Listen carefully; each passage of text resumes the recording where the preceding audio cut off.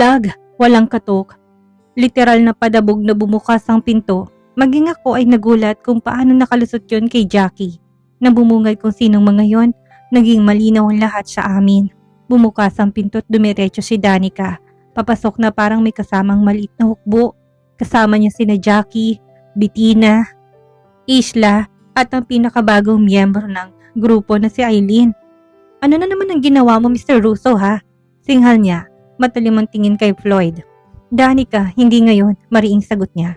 Hindi ngayon, balik ni Danica na may laso na sa tinig. Binalaan na kita noon pa man na wag mong sasaktan ng kaibigan ko.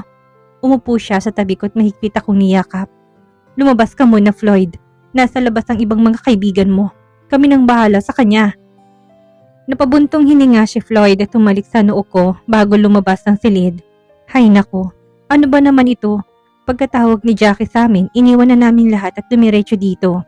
Malumani na sabi ni Bettina. Sinabi na ni Josh sa amin ang nangyari. Ano, kumusta ka? Tinignan ko sila isa-isa.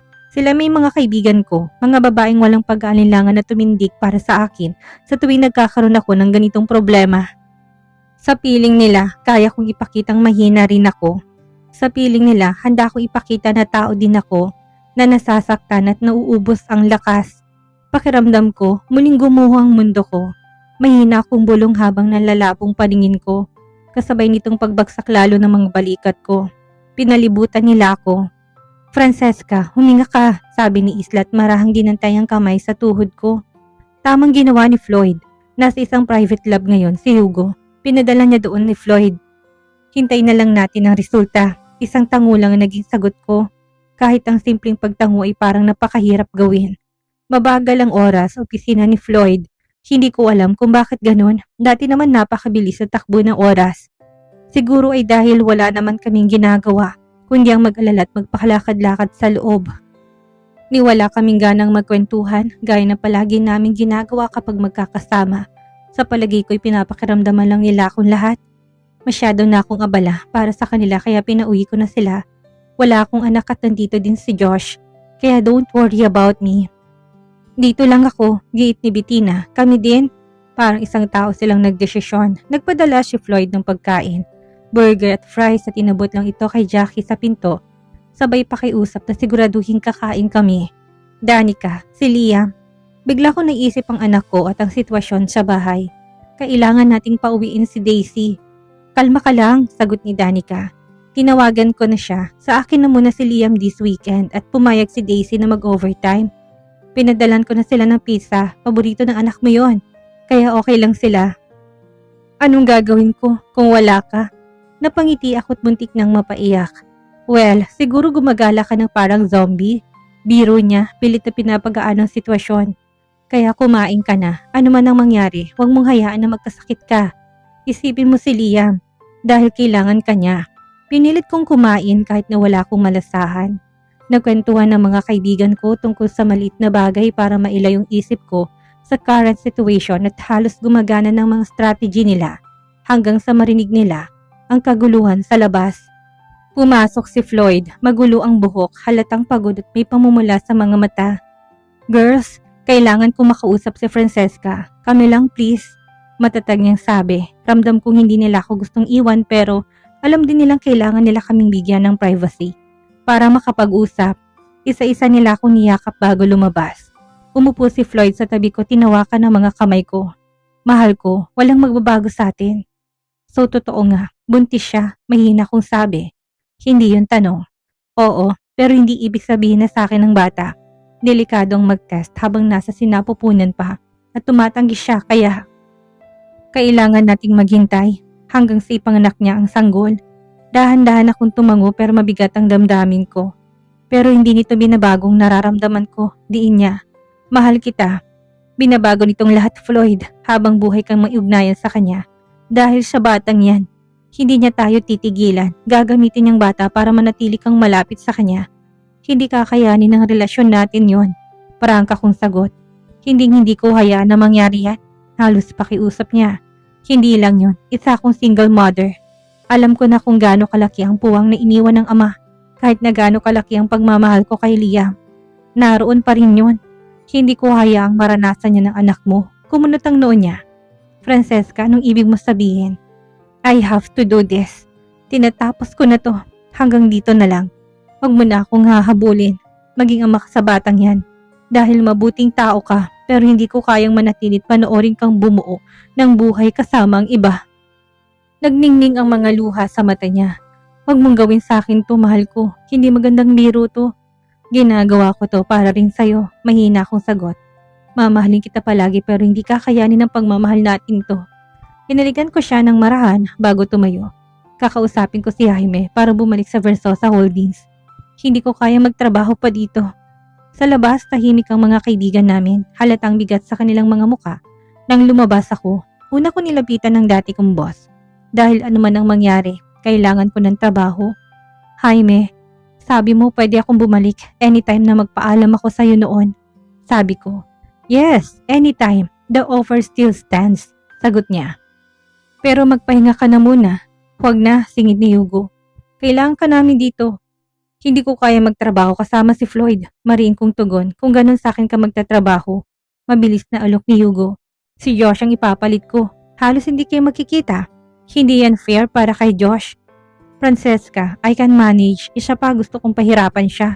Putol ni Josh dahilan para mapangiti ako kahit na konti. Isa-isa silang pumayag na yun ang pinakamainam sa ngayon. Tumango na lang ako, lahat laban sa isa. Hindi ako mananalo. Sige, Lunes magsisimula ako sa'yo. Hugo, magpahinga ka na muna, gate niya. Hindi na. Lunes ng umaga nandito na ako. Pagdating namin sa elevator, nagpa siya na si Bettina. Ngayong gabi, sa bahay ka matutulog. Walang kukontra. Sa likod namin na pabuntong hininga na lang si Josh. Sige, ako nang sasama kay Hugo at sisilipin na rin namin si Floyd. Floyd's POV. Nakaupo ako sa sofa sa sala. Ramdam ko ang matinding bigat sa dibdib. Daig ko pang may nakatarak na punyal doon.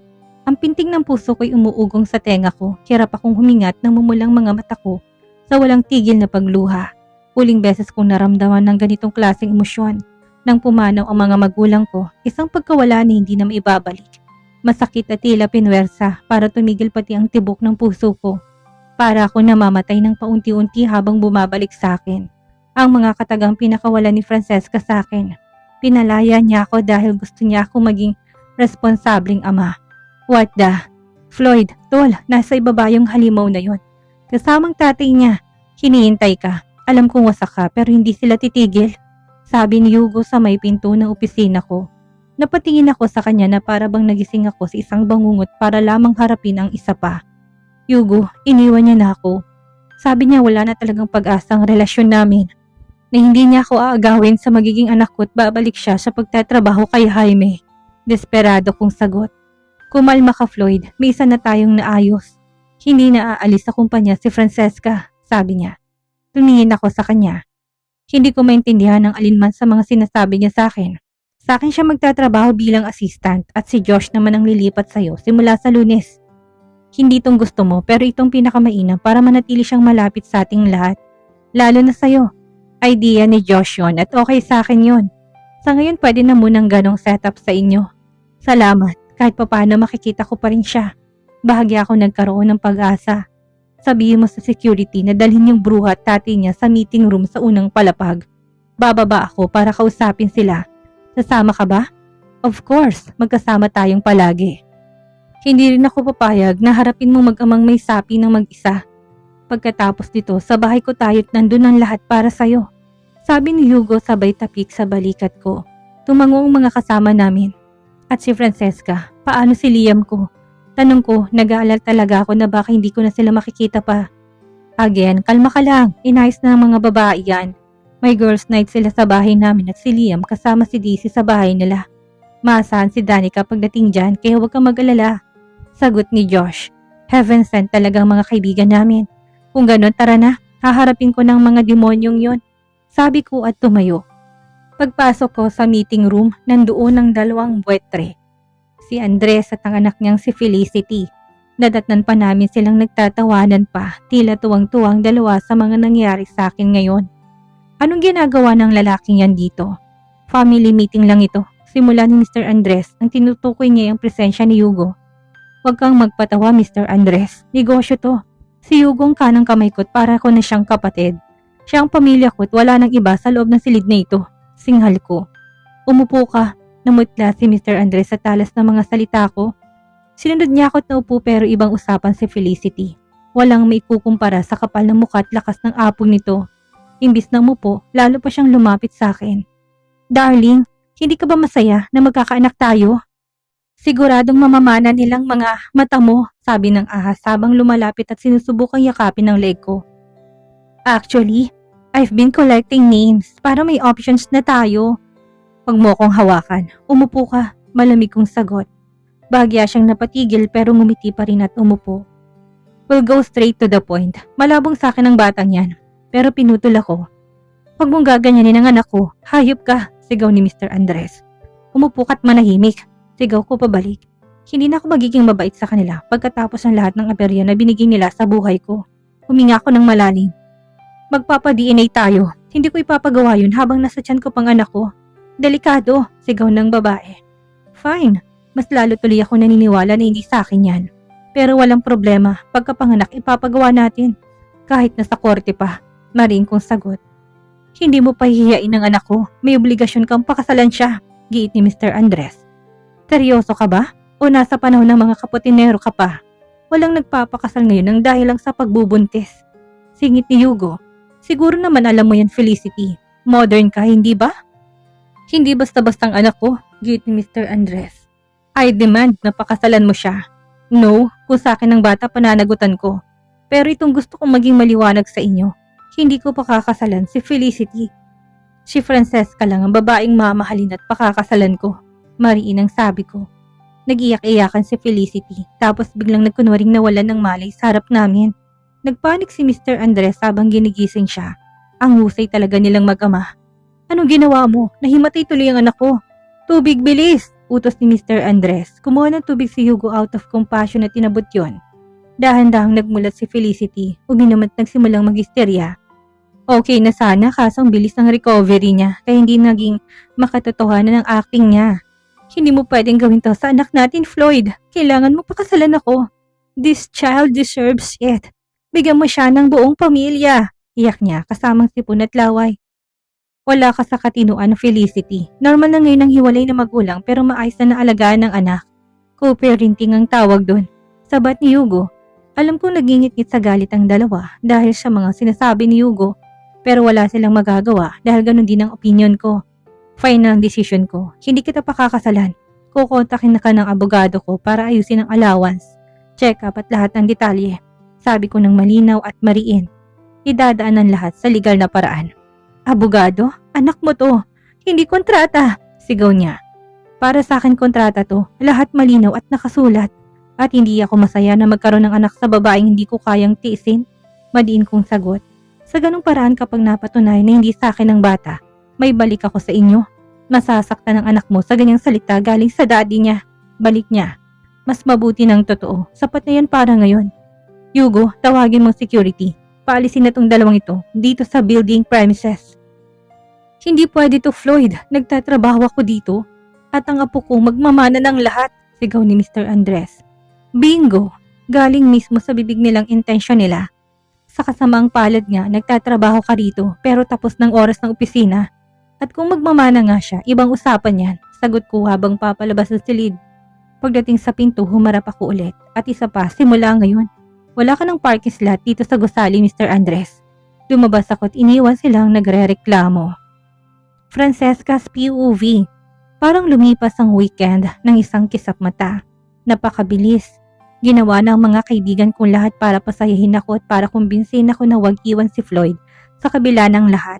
Pero hindi ko kayang tumayo sa pagitan niya at ng anak niya. At alam kong gagawin ng babae yon ang lahat para gawing impyernong buhay ko. Kung mananatili ako sa relasyon namin, hindi ko yun kayang tiisin. May liyam ako at sa ngayon, kahit na nagdurugong puso ko, ang pagiging ina ko hindi humihinto. Dahil lang sa lalaking mahal ko'y may obligasyon na kailangang harapin. Gabi-gabi akong umiiyak. Tumitigil lang ako sa tuwing kaharap ko si Liam dahil hindi ko kayang ipaliwanag sa kanya ang dahilan ng dalamhati ko. Paano ko nga naman ipapaliwanag sa kanya na ang Tito Floyd niya na mahal niya'y nagawa kong saktan. Maunawaan kaya ng bata niyang isipan ng konsepto ng pagtataksil at pagbibigay daan. Hindi, kaya ako na lang. Gaya ng sabi ko sa sarili ko sa tuwing humarap ako sa salamin. Kaya ko to, hindi tong klase ng sakit na magpapatumba sa akin. Marami na ako napagdaanan at malayo ng narating ko para tumigil. Lunes ng umaga, pagdating ko sa trabaho, hinarang ako ni Mr. Andres sa pintuan ng gusali. Sa palagay ko ay ako talagang hinihintay niya. Anong ginagawa mo pa rito? Singhal niya tinarangan ng dinaraanan ko. Pilit ako lumihis pero pinigilan niya yon at tinawakan pang braso ko. Wala ka na bang dila? Hindi ka ba nahihiya sa ginagawa mo sa anak ko? Sila nang babagay at ikaw ay isa kang kabit. Bitawan mo ko. Hinila ko pala yung braso ko mula sa kanyang mga kuko. Dito ako nagtatrabaho. Hindi ka na rito nagtatrabaho. Ipapatanggal kita kay Floyd, banta niya. Nagliliyab ang mga mata. Pakikinggan niya ako dahil hindi lang ako CFO dito. Father-in-law niya na rin ako. Sige, sabukan mo. Sagot ko tinalikuran siya. Nang muli niya akong abutin para pigilan, agad pumagit na ang gwardiya. Sir, wag mo nang gambalain si Miss Moretti. May babala na sa'yo na wag siyang lalapitan. Madina sabi nito habang ihahatid ako papasok. Salamat, sabi ko pagpasok namin sa elevator. Malakas pa rin ang kabog ng puso ko. Alam kong marami pang parating. Wag mo akong pasalamatan, ma'am. Trabaho ko to. Pero kahit hindi ko matitiis ang taong yun at ang paraan ng pagtrato sa'yo. Hindi ganyan dapat tratuhin ng babae, sagot niya. Simula ngayon, hihintayin kita tuwing umaga sa entrance kaya hatid kita sa parking space mo. Hanggang sa makaalis ka, hindi ko siya hayaang lumapit sa'yo. Napangiti ako sa pasasalamat. Wala talaga akong lakas para harapin si Mr. Andres na mag-isa ngayon. Pagdating ko sa executive floor, kagad ako sinalubong at niyakap ni Jackie. Bago niya ako dinala sa bago kong opisina. Siya na mismo ang naglipat at nag-ayos ng lahat mula sa dati kong opisina, pati mga gamit at muebles. Sa mesa malapit sa armchair, may iayos na pulang tulips at isang card. Ikaw lang ang mahal ko. You are my life. Hindi ko matatanggap na mawala ka sa akin. Floyd. Nanikip ang dibdib ko at napuno ng luha ang mga mata ko. Niyakap muli ako ni Jackie. Francesca, naintindihan kong dahilan mo. I'm with you there. Pero nasasaktan siya. Sabi ni Jaime sa akin tumanggi siyang pakasalan yung Dominita at abogado nang hawak sa kasunduan tungkol sa bata. Malumanay niyang sabi. Baka may pag-asa pa. Baka maayos pa. Wala na Jackie, hindi niya kami hayaan na maging masaya. Malungkot kong tugon, pinunasan kong luha ko para tapusin ang iyakan namin. Kapag hindi ko ginawa yon, baka buong araw akong gumawa doon at hindi yun katanggap-tanggap. Dumating na bang bago kong boss? Oo, sabi niya pwede ka nang pumasok kahit hindi ka kumatok. Sagot niya na may ngiti. Nagpasalamat ako sa kanya para sa mabilis na pag-aayos ng lahat para sa akin. Kinuha kong tablet ko, binuksan ng computer at nagtungo sa opisina ni Hugo. Isang bagong kabanata ng buhay ko ito. Good morning, boss. Francesca, magandang umaga rin. Masayang bati niya. Umupo ka, kamusta ka? Wasak, pero hindi pwedeng tumigil ang buhay ko. Simulan na natin ang trabaho. Sana hindi mo masyadong mamimiss si Josh. Biro ko ng pilit na nakangiti. Hindi ko mamimiss si Josh, ang pangit niyang kabanding eh. Mas masarap kang pagmasdan. Biro niya na may ngiting nakakaakit. Papatawag ako ng kape kay Ate Joyce para hindi ka na pumunta ng pantry. Mabilis lumipas ang umaga. Buong umaga ako nasa opisina ng bagong boss ko. Pinag-uusapan namin ang mga tungkulin ko at mga inasahan niya sa akin bilang bagong assistant niya. Natural lang ang daloy ng lahat. May talento si Hugo sa pagpapagaan ng loob ng tao at ginawa niya yon sa akin at pinupuno ko ng trabaho para malihis ang isip ko kay Floyd. Nag-lunch ako kasama sina Josh at Jackie. Sinigurado ni Jackie hindi kami makikita ni Floyd at nagpapasalamat ako doon. Pagbalik namin may isang slice ng chocolate cake sa mesa ko. Alam ko kung sino nag-iwan nun. Hindi ko man siya nakikita, siguradong pinaparamdam niya na nandyan siya, malinaw at tahimik. Mabilis ding lumipas ang hapon at pag-shutdown ko ng computer, sumilip si Jackie sa opisina ko. Handa ka na? Tumango ako. Kinuha ang bag ko at sabay kaming bumaba. Hinati din ako ng gwardiya hanggang sa parking lot. Tinutupad niyang pangako niyang babantayan ako kay Mr. Andres na patuloy pa rin na nakatambay sa malapit. Alam kong naghahanap lang siya ng buwelo. 3 araw ang lumipas, hindi ko pa rin nakikita si Floyd. Pero araw-araw pagkatapos ng lunch, may chocolate cake sa mesa ko. Tahimik pero malinaw ang mensahe niya na naroon siya at nagmamatsyag. Pagsapit ng Huwebes, lubog ako sa trabaho.